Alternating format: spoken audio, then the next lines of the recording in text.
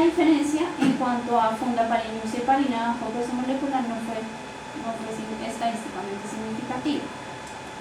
Otro estudio un poco más reciente que se publicó en el 2010 es el estudio de Grossi. Este estudio es un estudio retrospectivo de cohortes y básicamente ellos lo que hacen es comparar también fundaparinus con heparina de bajo peso molecular, y ellos tienen 24 pacientes en que inician fundaparinus en fase aguda y otros controles que se les aplicó heparina de bajo peso molecular, y pues digamos que comparan los resultados. En cuanto a los resultados, entonces ellos son estos que vemos acá. Entonces nos dicen que de amputaciones ninguno requirió una amputación, ninguno hizo, digamos, un evento que requiriera una amputación, ninguno tampoco tuvo una nueva trombosis y tampoco tuvieron un mayor riesgo de sangrado, ni mayor ni menor. Entonces es por eso que también ellos hablan en cuanto a la seguridad de tratar estos pacientes con fundaparinus.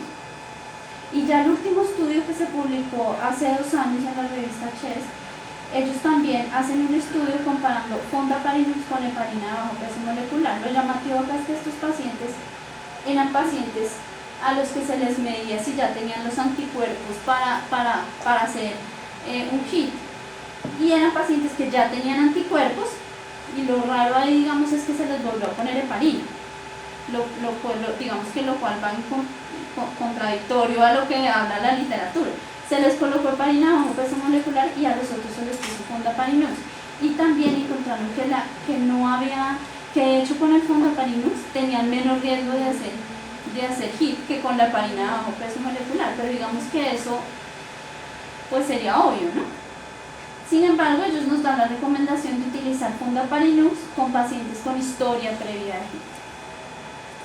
Pero digamos que ahí queda la duda, es por eso, porque pusieron la heparina. No, pues es que tienen el antecedente de haber, tienen, perdón, el evento trombótico y el antecedente de haber tenido el HIT. Llegan al hospital, llegan y le ponen los anticuerpos, y los anticuerpos están bajos, dicen no hay riesgo, pongámoslo a ver qué pasa. Eso es lo que hacen. Y esos pacientes sí tuvieron más. Y miran. Y tuvieron más. Y con fundaparinus Es que nosotros tenemos como medir los anticuerpos. No. La idea es medirlos, claro. Pero eso es competir contra nada. O sea, yo he entrado a saber que tengo un grupo donde tengo más riesgo y que voy a poner un medicamento que no tengo riesgo, pues ya he dicho, madre mejor. Es un estudio donde yo no me puedo apoyar de estudio para decir que no, porque el estudio hubiera sido bueno si yo lo comparo con la heparina. Cuando digo que el mecanismo va a tener distinto, pero comparar donde ya antes de empezar la fisiopatología que ya conozco, sé que me pone a perder. Sí, no es lo mismo compararlo contra nada. Sí. Lo que yo creo es que ellos habían tenido HIT. Sí. Y en ese momento ya habían negativizado, o sea, fue antes de 3 meses, se había hecho el diagnóstico con anticuerpos, o sea, sí habían positivizado, pero ya para ese momento estaba negativo, porque ya... No, el estudio también compara con los que tienen negativos y con los que tenían positivos. En ese momento.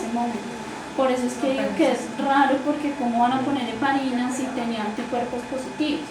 Tienen los 2 brazos, positivos y negativos. Por eso es que me pareció pues un poco contradictorio. Hay otros estudios. Sí, pues es que me pareció muy raro, fue por eso. Yo pensé que no, les midieron y había unos que tenían positivos y otros ya negativos, porque eran esos 2 brazos. Entonces yo digo, pero ¿cómo le van a poner heparina? Pues es un poco raro. Hay otros estudios, pero digamos que son ya más artículos de revisión. Por ejemplo, entonces ellos lo que nos dicen es,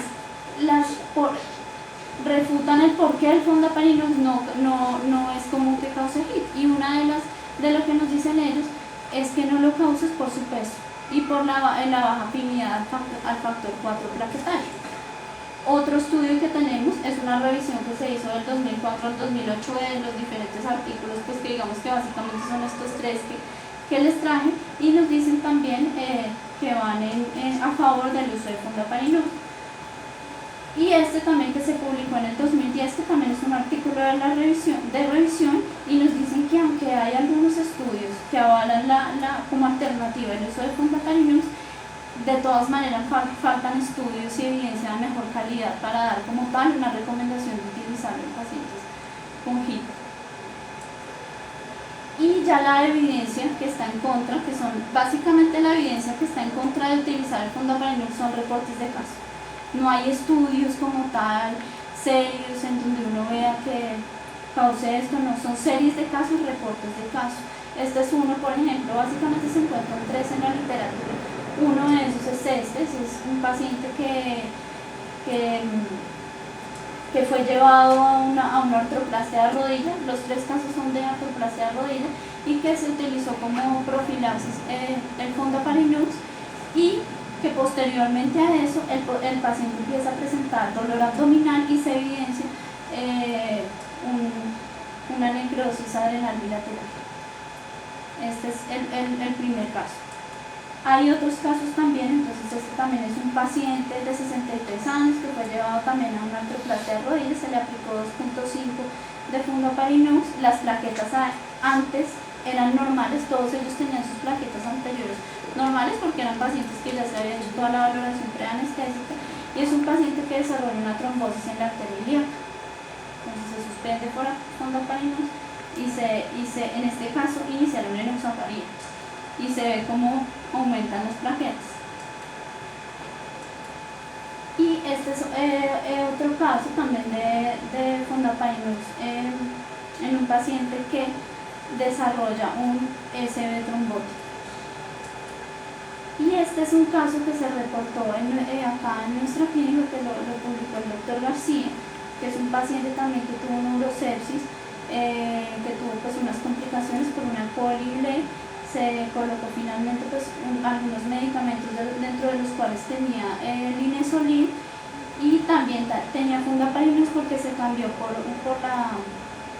porque tuvo falta renal, creo.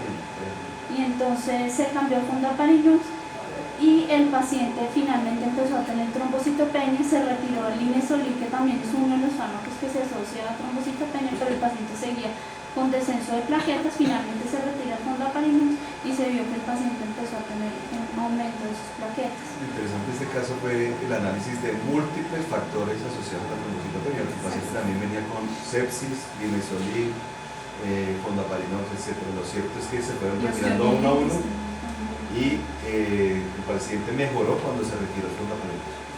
Entonces, la recomendación es que aunque la probabilidad de aparición de trombocitopenia por fondaparinux es baja, ante la sospecha cabe considerarla como una posibilidad diagnóstica, aunque digamos que es baja. Entonces, digamos que ahí tenemos en contra, pues que la indicación, no tenemos todavía una indicación, digamos ya descrita para utilizarlo en este tipo de entidad, que la evidencia todavía es débil. La evidencia en contra son reportes y series de casos, y en los otros estudios pues apenas tenemos 3.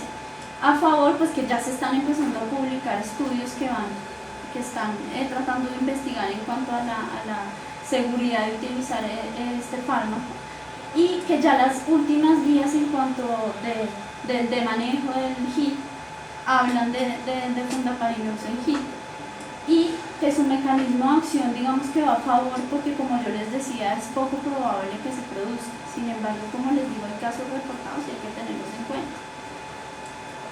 Entonces, lo que nos recomienda la literatura es que en un paciente que tenga una historia de HIT y trombosis aguda, podríamos utilizar este medicamento cuando tenemos una función renal normal y mientras se hace un cambio a un antagonista de vitamina K. Esto con una recomendación, digamos,